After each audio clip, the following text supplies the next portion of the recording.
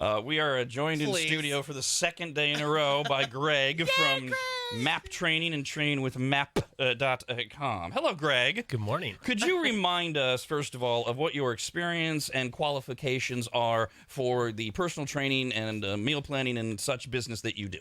So I've had my own training and nutrition business since 2013. I've been a trainer post-college and certification since 2010. I have a 4-year degree in nutrition and then countless letters that I can list after my name for certifications within the fitness industry. All right, that's important because yesterday we had you on the air. We talked about a variety of things, and then about an hour after you left, an email came in, which I will be reading in a moment. And my initial instinct was to read it and answer it. And when I really concentrated on it, I noticed first of all, most of what she's attacking are things that you said, and it's a lot of inside baseball stuff, and it could go to the heart of your credibility and hers as well. And I thought, I'm not going to do this on behalf of Greg. So I extended the invitation. I really appreciate it. I know you're leaving. I think it's tomorrow for Boston for the holidays. So I appreciate coming because I do think it's worth answering. I mean, we could have ignored it, obviously. But since you're willing, here we go. Yesterday, I was talking about it during one of our parts of the segment, a new generation of anti-obesity medications that are coming on the market with the promise of reducing weight by 20%. That's more than has ever been possible outside of surgery. There's Wegovy, tirzepatide, the drug for diabetes, Ozempic, and there's an anti-obesity medication called AMG 133, which is also under development. In clinical trials, 73% of patients treated with Wegovy reported gastrointestinal disorders like nausea, vomiting, and diarrhea, and almost all of them said it's worth it. So I presented that to you, and I want people to hear exactly what you said. So we're going to play what you said yesterday as your answer. I said, well, so what's wrong with just taking a pill? And these were your exact words. To really boil it down, and I actually just had this conversation to explain cleanses and some of these shake diets that are out there. One is, if it sounds too good to be true, it probably is. But here's what happens. When you take those pills, there is nothing encouraging your body to process food correctly, and more importantly, maintain lean muscle mass. So if you're taking a weight loss pill, you are bound to lose lean muscle mass. So yes, your weight on the scale will drop. You will apparently lose inches, but your body fat percentage will rise because you've now lost lean muscle, you've lost water, which is very conductive for your body, and yet your body fat mass has stayed very high. So you're less efficient, you're burning less calories per day, you're more likely to put the weight back on, and worst of all, you're now more unhealthy than you were at the higher weight. Does that make sense? Mm-hmm. That is crazy to me. So to take a pill and think that it's going to fix everything is absolutely ridiculous. There's no such thing. So we got this email about an hour later from Pauline, who signed her email a pissed off medical provider, and then she put all her fancy letters after her name. PhD, MSN, APRN, NFPBC, PMHNPBC, and a CSAP. We're going to do this in two parts. I'll take the first half. This is literally every word she wrote. Look, I know radio is supposed to shock and make people think about things differently, but your segment about the weight loss drugs being dangerous and people are, quote, more unhealthy using those drugs after they lose the weight than they were before, end quote, is verifiably wrong. I hope you realize you likely just killed some people with that BS. Your, quote, unquote, maggots hold on to your every word and will decide to stop taking their medications because it is, quote, bad for them and they will die. So congratulations, you are now a murderer. Stop. Okay. Not new. Been dealing with this for decades. I always remember most famously shortly after 9/11, we were starting to fly again, and we were all discussing the ways that the airlines were still easily at risk. And there are still today thousands of missing shoulder-mounted missiles, the surface-to-air missiles. And we were talking about, just take Reno and Sacramento, the airports. You just think of all the places within those areas where you can park, get out of your car, fire a missile at a plane. Absolutely. And people start calling it right and going, you're giving the terrorists ideas! It's like, what? Look, this is an asinine assertion. Anyone who would, because they hear a guest on a radio show espouse his opinion, would then, without contacting their doctor or doing any research on their own, stop taking a pill, is so unstable that you cannot for 1 second hold us accountable. We take our responsibility very seriously around here. The fact that you use those kind of words, to me, question your credibility. And I don't know how much more I have to say about that. Do I have to say anything else? It's No, ridiculous. honestly, I I don't. People don't kill themselves because of something they hear on the radio. They don't stop taking their medication. They're already unstable. They're already so far gone. They already need so much help. This is Come on. why you interview doctors, whatever the hell she is. I don't know. I don't know what all her things. She's a say. nurse. Oh, okay. I looked her up. What I mean, like, Really? there Yeah. can be Nurse practitioner. ones that But- just are not going to sit well with you, and I couldn't continue a conversation with this person. The amount of extremism, it's just so off the wall. No, wait, now I The got to. conclusion she's coming to. Now I got. You threw me a curveball there because the very first sentence of the next paragraph is, "I own a primary care practice." Right, and that's what it says on her LinkedIn. I'm glad you didn't say a last name because I looked her up. I wanted to see what her credibility was. Yeah, we never use last names. I'm not gonna get into that Yeah, game. perfect. But, okay. So she's had that practitioner position for 4 years at the location that she has now, but she is a registered nurse from what I can tell from her certification. So I know, like PAs, physicians assistants, Mm-hmm. can and do run their own offices and their They I'm a doctor, but they're physicians assistants. They're not quite. They don't have that next level of training. Nurses can do that, or what do you know? What how I've this- never heard of a nurse being able to prescribe anything. Per later in the email, she says, I prescribe. Oh, these so we all might the have a time." credibility problem. Oh. I can't say for sure. I tried to look up as much as I could between, social medias, but So we could have. So what we could have here, because we'll still answer what she says. We could have somebody who knows just enough to be dangerous, and then embellishes the truth to make it seem like her bona fides are more impressive. sure, it says that she finished her master's in 2021. How's she a PhD then? That's a great question. So the only thing it's interesting. It's good to know that other bit of information that she is prescribing actual drugs from a pharmacy.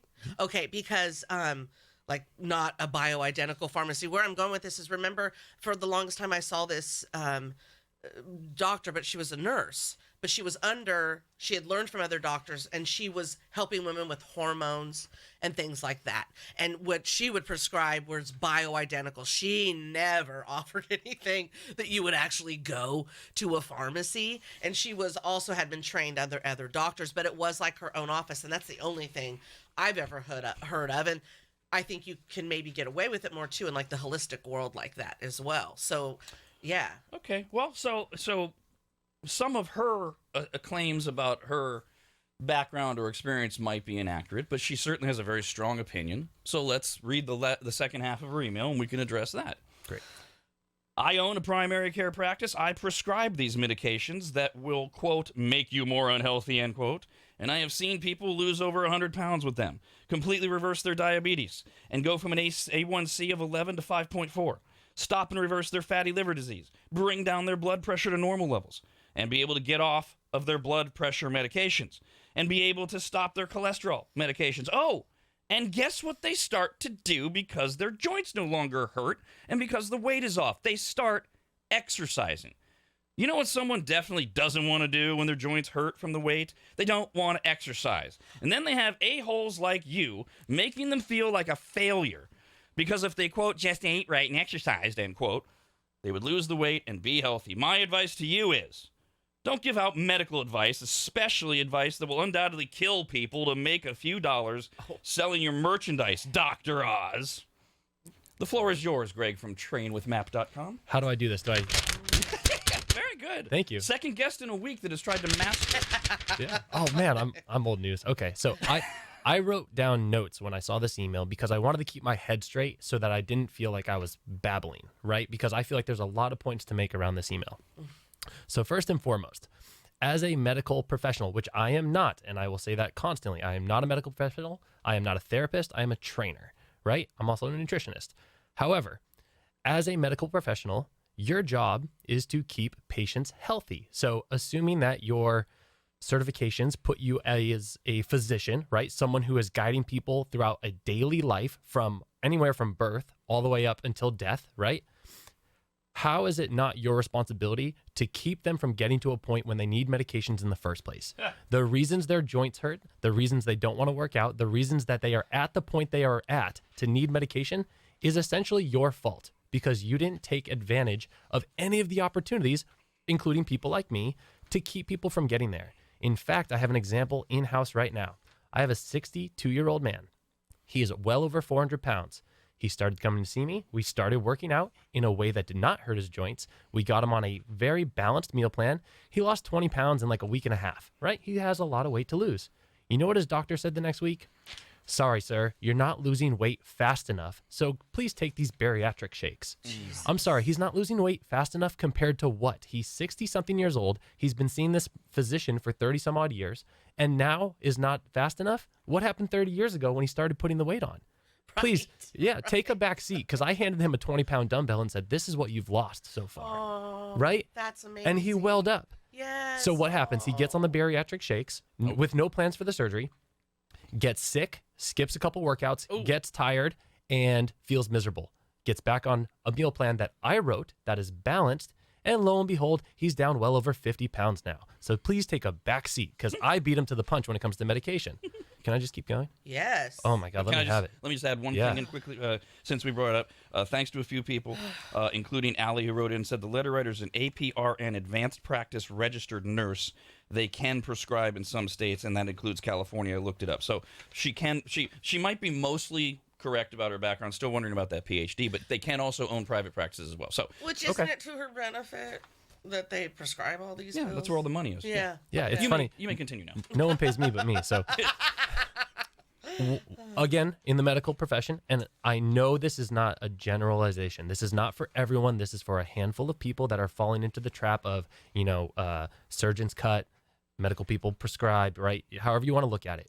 But you need to look internally, because all of the care that happens in a place like hers is not preventative. It's reactionary to things that have already happened.